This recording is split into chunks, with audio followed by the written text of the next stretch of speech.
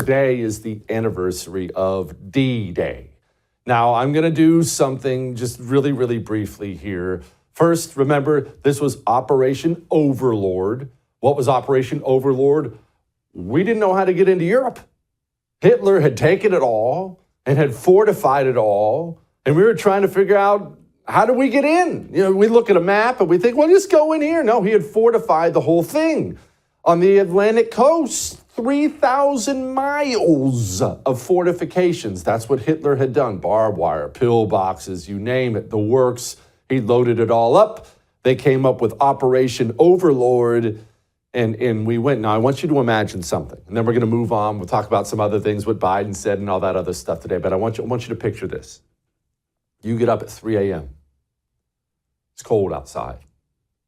You're so nervous, you have a hard time eating breakfast. Maybe you got some down, maybe you don't.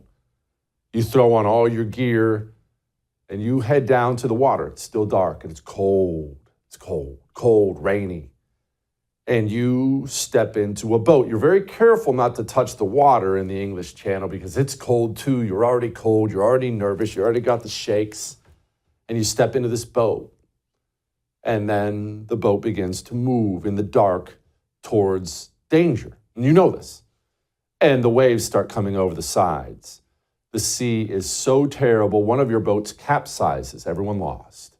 The water starts flooding in. Now you're soaking wet. You're freezing cold. You're nervous. You're seasick to the point the bottom of the boat is starting to fill up with vomit.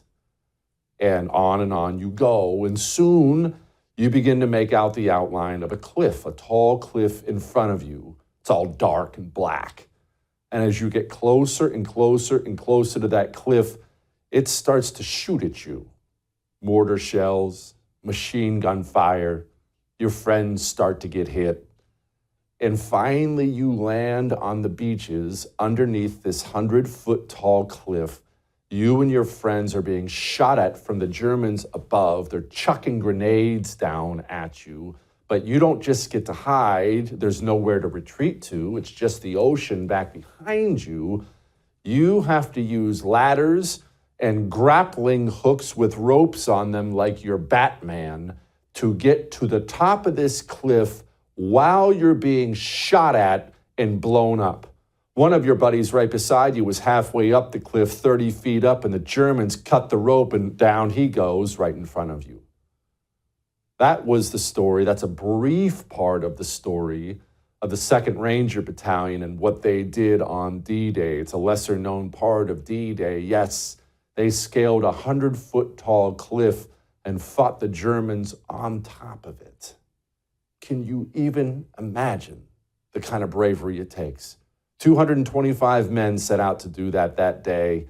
By dawn the next day, 70 of them could stand and wield a rifle. Unimaginable bravery.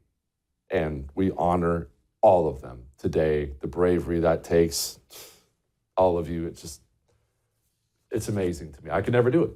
Whatever that is, I don't have it. I don't know what that is. Now, that's D-Day.